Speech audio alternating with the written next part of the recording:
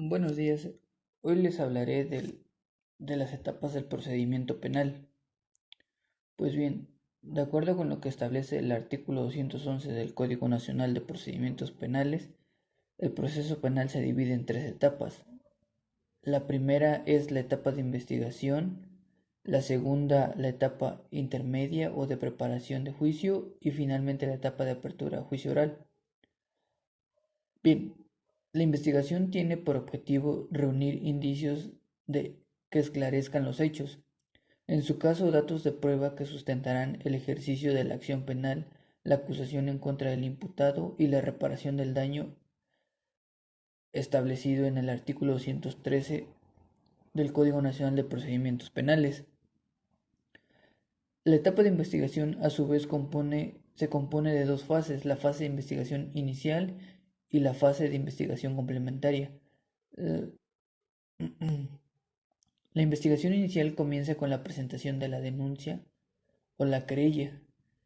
que lo establece el artículo 211, fracción 1, inciso A. El artículo 221, párrafo tercero, establece que con respecto a las informaciones anónimas, la policía deberá verificar y constatar la veracidad de los datos proporcionados.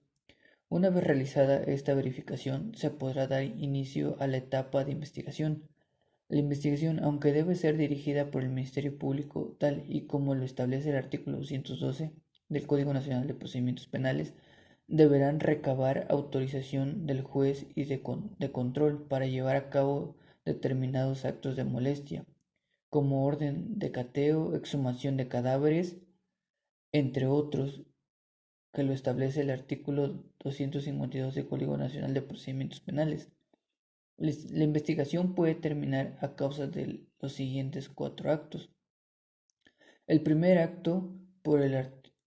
artículo 253, es con la decisión de abstenerse el Ministerio Público a investigar cuando los hechos relatados de la audiencia o querella no sean constitutivos de delito o los datos suministrados puedan establecer que se encuentra extinta la acción penal y la responsabilidad del imputado. La segunda sería por acto por el cual la investigación puede terminar. Está regulado por el artículo 254 y es por la decisión de archivar temporalmente la investigación cuando en ella no se encuentren antecedentes, cuando en ella no se encuentren antecedentes, datos suficientes o elementos en los cuales no se puedan dar líneas de seguimiento para llevar a cabo la realización de diligencias tendentes a esclarecer los hechos que dieron origen a la investigación. El tercer acto por el cual la investigación puede terminar es con la decisión de no ejercer la acción penal que el Ministerio Público decrete cuando se actualiza en algunas de las causas de sobreseimiento previstas en el artículo 327 del mismo Código Nacional de Procedimientos Penales. Y el cuarto y último acto por el cual la investigación puede terminar es si el Ministerio Público decide la aplicación de alguno de los criterios de oportunidad señalados en el artículo 256 del mismo código. La decisión del Ministerio Público que tome con respecto a estos cuatro supuestos puede ser impugnada ante el juez de control, por la cual la víctima o el ofendido. El plazo para promover la impugnación es dentro de los 10 días posteriores a que surte efecto. El artículo 258 del mismo Código Nacional de Procedimientos Penales establece que con respecto a la resolución dictada por el juez de control con motivo de la impugnación no admitirá recurso alguno. El carácter recurrente de la resolución dictada por el juez de control con motivo de la impugnación, que solamente se refiere al tema de los recursos, no es impedimento u obstáculo para proteger o promover un amparo, pues este no es un recurso, sino un proceso constitucional. El Código Nacional de Procedimientos Penales no incluye dentro de las formas de terminación de la investigación el ejercicio de la acción penal, pero es claro que dicho ejercicio pone fin a la fase de investigación inicial para darle paso a la fase de investigación complementaria, pues como lo establece el artículo 211, el párrafo tercero y párrafo penúltimo, el ejercicio de la acción penal, como lo establece, comienza, con la puesta a disposición del detenido ante la autoridad judicial con la solución, con la solicitud de un citatorio, audiencia inicial y con la orden de aprehensión o comparecencia. El mismo artículo 211, inciso A, establece que la fase de investigación inicial concluye cuando el detenido es puesto a disposición del juez de control para que en la audiencia inicial se le formule imputación y precisamente en la audiencia inicial es cuando el Ministerio Público le formula la imputación al inculpado establecido en los artículos 307 y 309 del mismo Código Nacional de Procedimientos Penales. El Ministerio Público ejercerá la acción penal cuando durante la investigación hayan reunido indicios y datos de prueba que demuestren la existencia del delito y la responsabilidad de quien lo cometió o participó en su comisión, como ya lo establecen los artículos 127 y 213 del mismo código. Y así es como termina la primera etapa del procedimiento penal, la etapa inicial.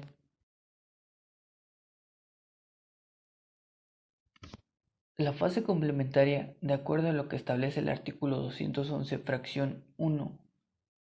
inicia con la formulación de la imputación y concluye con la resolución que decrete el juez. Cerrada la investigación, la formulación de la imputación debe ser hecha en audiencia inicial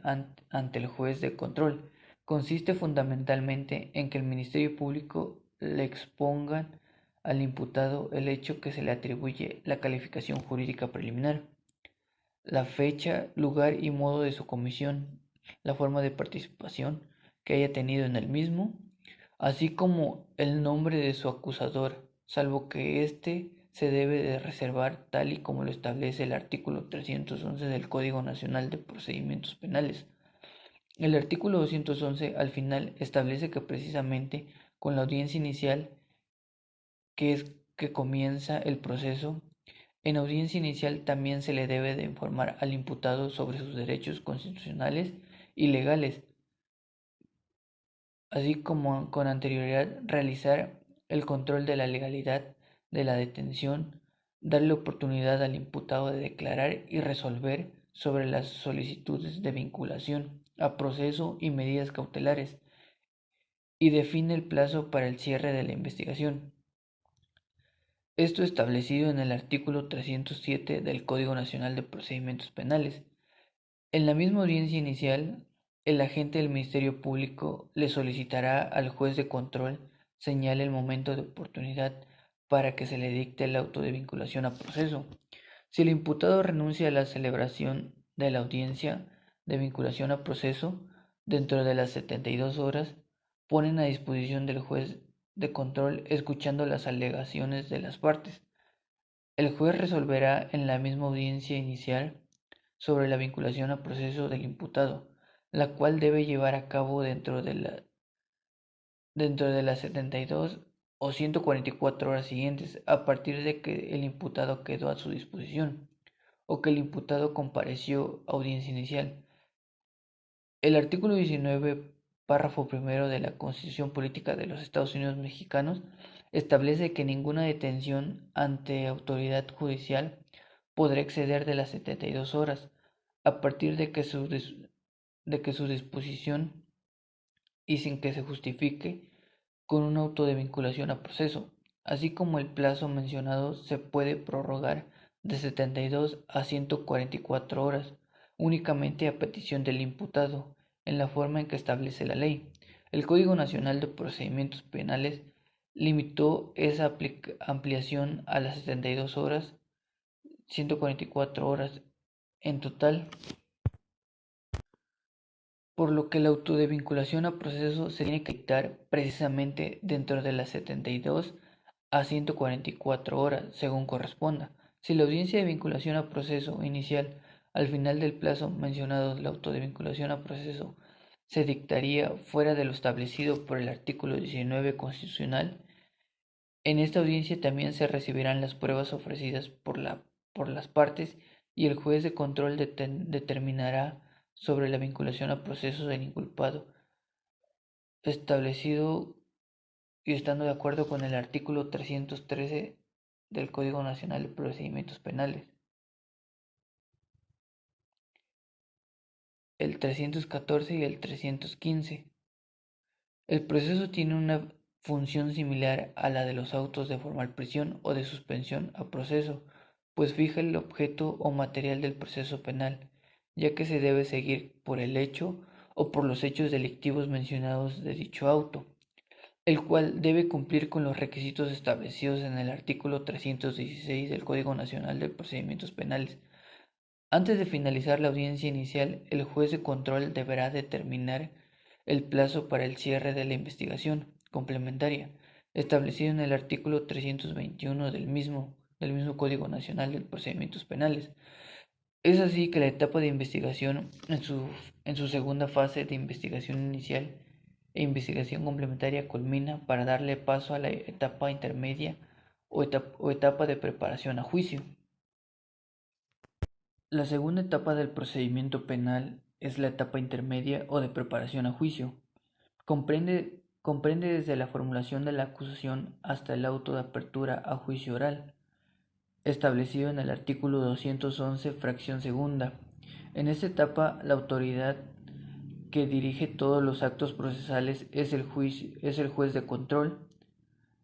La etapa intermedia o de preparación del juicio tiene por objeto el ofrecimiento y la admisión de los medios de prueba, así como la depuración de los hechos controvertidos que serán material de juicio.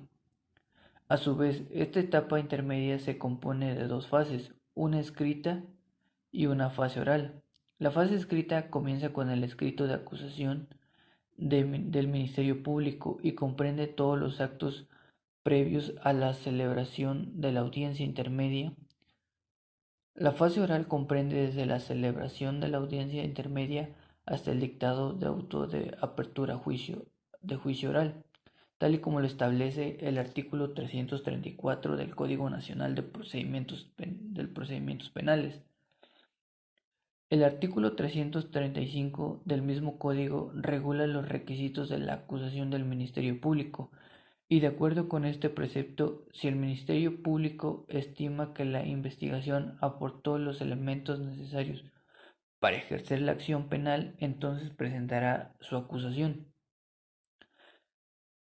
En la audiencia intermedia, el Ministerio Público expondrá un resumen de su acusación. Harán uso de la palabra de la víctima u ofendido, así como del defensor. El juez de control resolverá si autoriza los acuerdos probatorios, que son aquellos celebrados por el Ministerio Público y el acusado, para aceptar alguno o algunos de los hechos o circunstancias establecidos en los artículos 344 y 345 del Código Nacional de Procedimientos Penales. El juez de control examinará los medios de prueba y ordenará aquellos medios que sean irrelevantes para el objeto del juicio, además de los señalados en el artículo 246 que no podrán ser utilizados en la etapa del juicio. Antes de finalizar la audiencia intermedia, el juez de control dictará el auto de apertura a juicio oral, en el que señala, entre otros requisitos,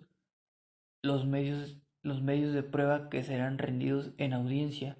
de juicio, las acusaciones, objeto de juicio de los hechos, material de la acusación, las personas serán citadas a dicha audiencia, las medidas cautelares que hayan sido puestas al imputado, entre otras establecidas en el artículo 347, del Código Nacional de Procedimientos Penales. Es así que con este auto culmina la etapa intermedia y le cede el paso a la etapa de apertura de juicio oral. Y la tercera etapa es la apertura de juicio oral y comprende desde que el Tribunal de Crecimiento recibe el auto de apertura a juicio oral hasta que dicho tribunal emite su sentencia establecida en el artículo 211, fracción tercera. En esta etapa de juicio, los medios de prueba que hayan sido omitidos en el auto de apertura a juicio oral serán practicados en una audiencia denominada de debates o de juicio, la cual estará bajo la dirección del Tribunal de Juicio y en la cual las partes expondrán sus alegatos de apertura y sus alegatos de clausura, y finalmente el tribunal emitirá su sentencia. A todo esto regulado dentro de los artículos 391 al 411 del Código Nacional de Procedimientos Penales.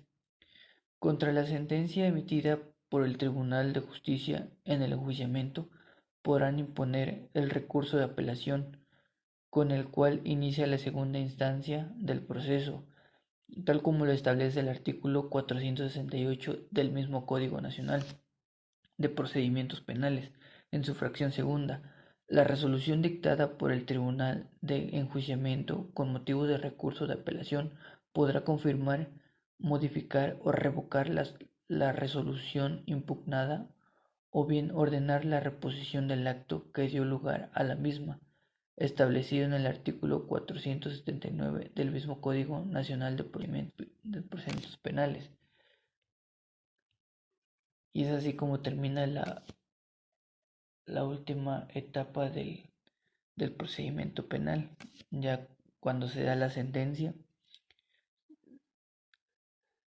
hacia el imputado, bien sea sentencia o bien sea